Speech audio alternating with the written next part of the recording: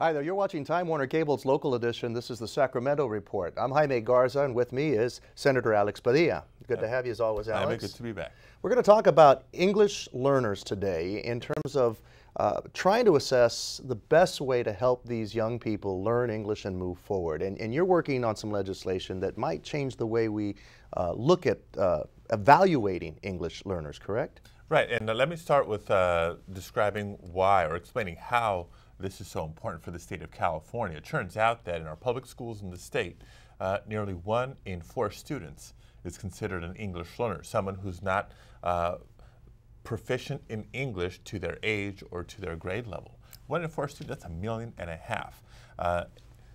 And unless or until we start doing better by educating the English learner population, I don't think we'll achieve any of the statewide goals that we have, whether it's the standardized test levels, whether it's graduation rates, or anything else. So 1 in 4 students are in classes that are designed to try to bring them up to levels of proficiency. I mean, when you talk about have an annual standardized test to kind of measure what they do. So I have a simple bill that says we're going to administer this test in the springtime, not in the fall. We're going to do it the way most other states in the country do to get a better, more accurate assessment of how we're doing. And a lot of people, when they hear this type of progress or movement, we're thinking just Spanish speakers. But from my understanding, the Los Angeles Unified School District, they speak over 100 different languages in that one unified school district. And we're talking about you're saying 1 in 4? 1 in 4 students across the country. So that would make sense at LAUSD alone. And in the Los Angeles Unified School District, it's about 1 in 3. And on a national level, about 1 in 3 English learner students in the country lives in California. And half of those in the LA Unified School District. So our stakes are high, and it's not just Spanish language. It's students coming from all over the world, the Asian countries, but really all over the world. So one part is to test in the springtime, along with the other standardized tests. How do you test a second grader, a 5th grader, and an 8th grader the first week of the 2nd, the 5th, or the 8th grade? You're not going to get an accurate picture, nor is it fair to the student. There's some funding issues that go along with it that we're trying to rework also.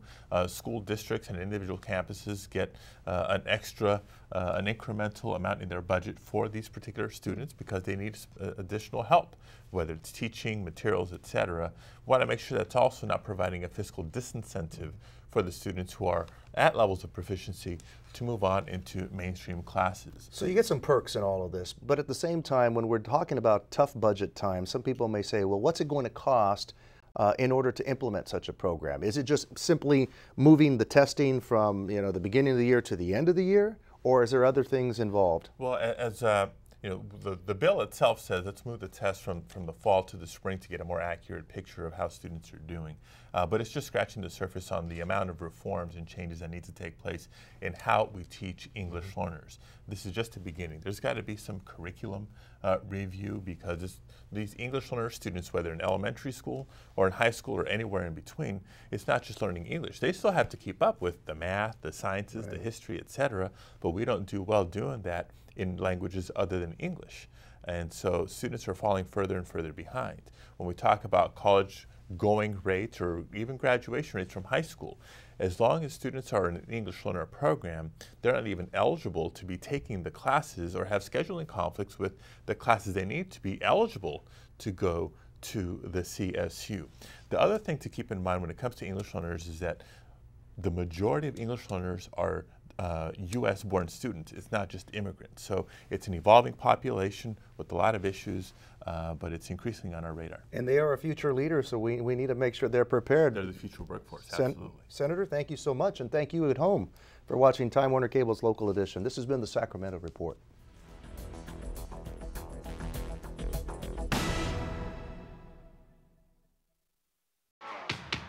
This place is so creepy. Have you ever seen anything like that in your life? You guys, going camping? Who wants to go skinny dipping? I do. College kids! We got your friends! Why the hell are they running away? They captured Allison! What am I doing here? Dove in and rescued you. We're gonna be alive! Tucker and Dale versus Evil. Watch it now before it's in theaters.